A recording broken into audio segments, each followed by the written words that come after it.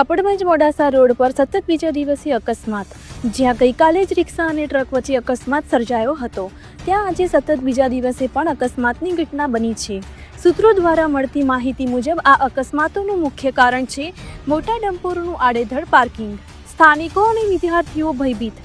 ગઈકાલે અહીં રિક્ષા અને ટ્રક વચ્ચે ગમખ્વાર અકસ્માત થયો હતો અને આજે ફરીથી અકસ્માત થતાં સ્થાનિકોમાં ભારે રોષ જોવા મળી રહ્યો છે।